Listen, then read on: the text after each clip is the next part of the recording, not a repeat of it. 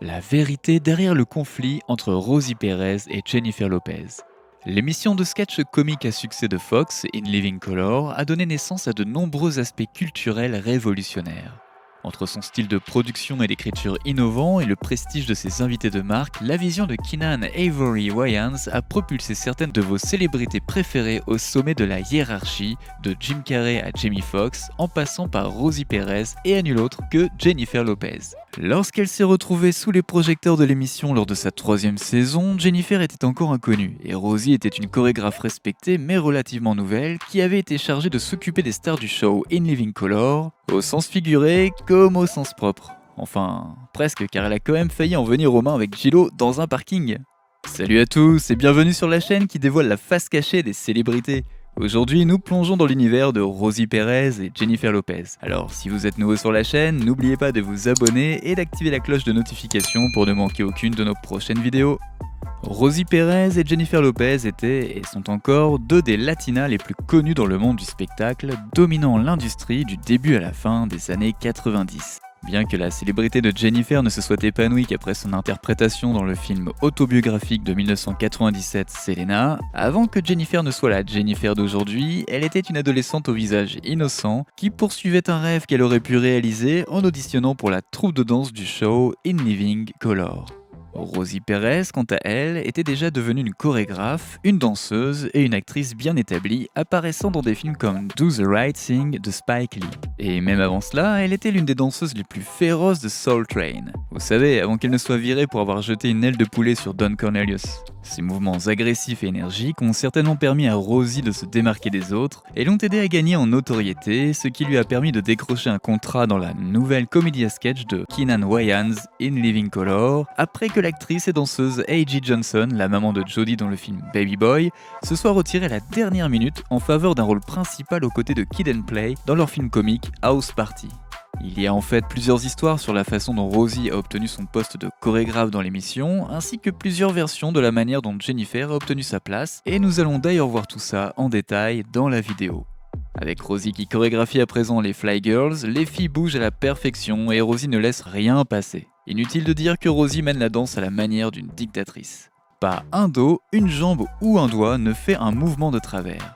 Keenan Wayans avait confié à Rosie la mission de s'assurer que les filles soient au top.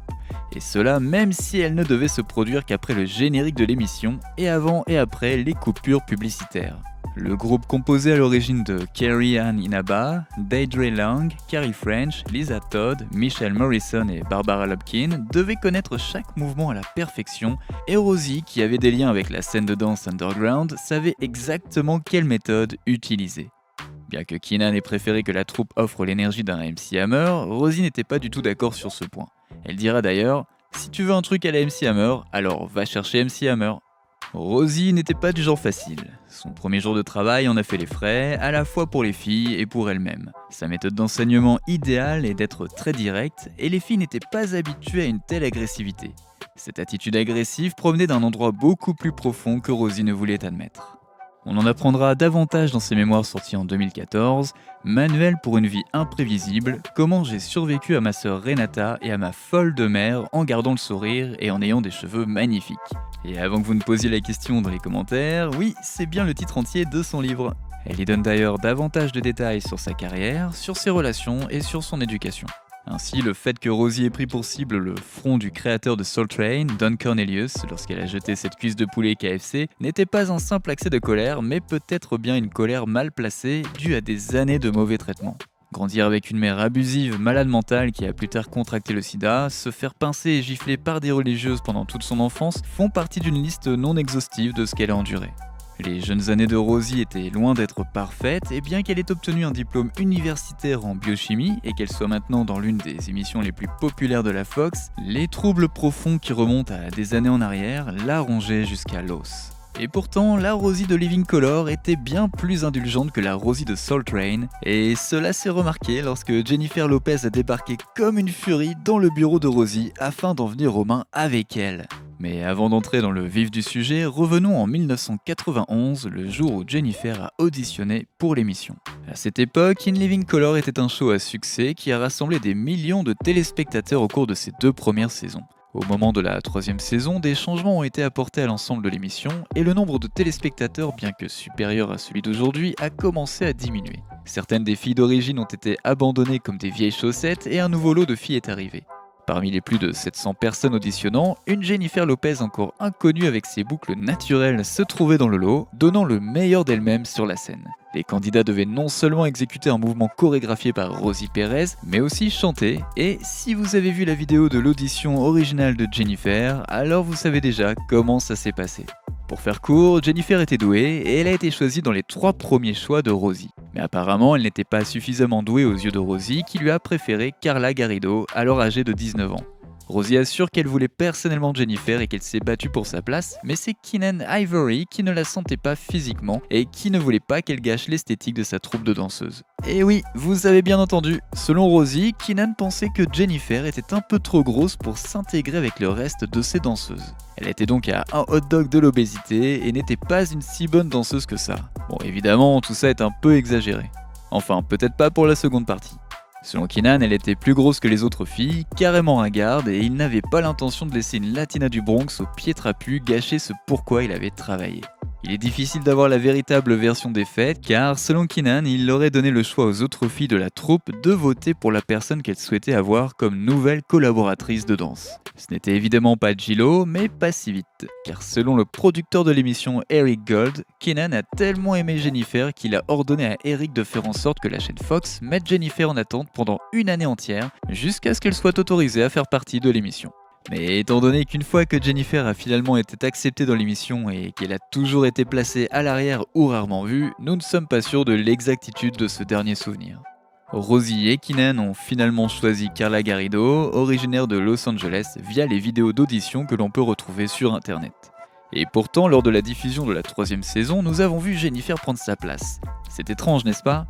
Les plaintes n'ont pas tardé à affluer. Les autres filles n'apprécient pas du tout Lopez et font savoir qu'elle est un serpent manipulateur. La plainte était collective et Jennifer traitait le reste de la troupe comme si elle était David Ruffin et qu'elles étaient les Temptations. Selon les filles, Jennifer n'avait pas seulement manipulé Rosie à son avantage, mais elle contrôlait aussi les coiffures, la garde-robe et le maquillage afin de se démarquer des autres. Au début, Rosie a ignoré les plaintes au sujet de Jennifer en pensant que c'était dû à la jalousie des filles envers elle, mais tout ça s'est envolé lorsque Jennifer a abandonné son rôle de gentille fille et a carrément commencé à se prendre la tête avec Rosie en l'insultant, en hurlant, en la provoquant, etc. Voici d'ailleurs un extrait de ce que disait Jennifer. Tu t'en prends à moi et seulement à moi, tous les jours. Je me tue à la tâche, je me donne à fond pour les chorégraphies et tu continues à m'écarter, à me traiter comme de la merde. Je sais que je suis doué, je suis meilleur que n'importe laquelle de ces filles et tu le sais très bien.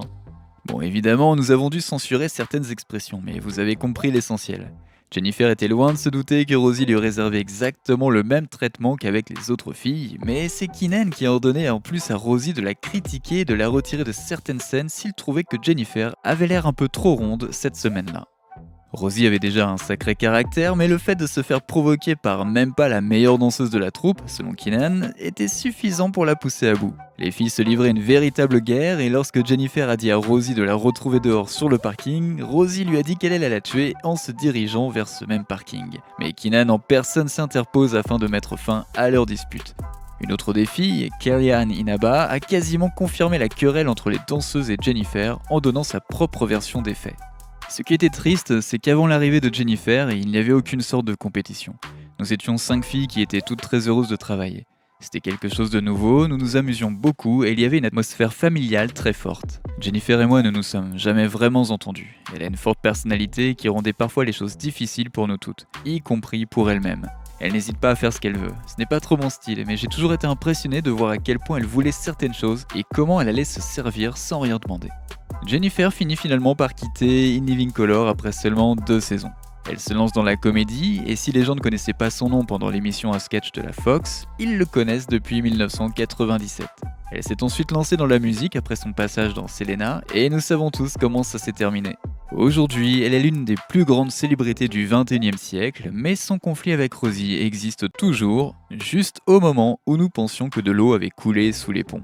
Lors d'un entretien avec le magazine W, Jennifer a discuté de son rôle dans Selena, entre autres, et notamment du fait qu'elle a obtenu des rôles stéréotypés pendant ses jeunes années d'actrice. Ce qui n'est pas un problème en soi, mais elle ne s'arrête pas là. Elle nomme Rosie de manière pas très subtile. Elle prend Rosie Perez comme exemple de latina qui aime les rôles stéréotypés en les qualifiant de genre de rôle pour Rosie Perez. Apparemment, Rosie a eu vent de l'interview car elle explique avoir été prise au dépourvu. Pendant tout ce temps, Rosie Perez pensait que leur relation était redevenue normale. Mais lorsqu'elle a essayé un jour d'appeler Jennifer, J-Lo a tout simplement refusé de décrocher ou de la rappeler. Le temps passe et les deux se croisent ensuite par hasard dans une boîte de nuit, et à la grande surprise de Rosie, Jennifer était tout sourire. Ce qui aurait dû être une fin heureuse ne s'est pas produit car Rosie n'était plus du tout intéressée par cette hypocrisie et a préféré l'ignorer. Aujourd'hui, les deux femmes ont tourné la page, mais il ne semble pas qu'elles soient prêtes à prendre un café de sitôt. Tant pis pour la réunion de In Living Color. Et vous étiez au courant que Rosie Perez et Jennifer Lopez s'étaient livré une guerre sans merci?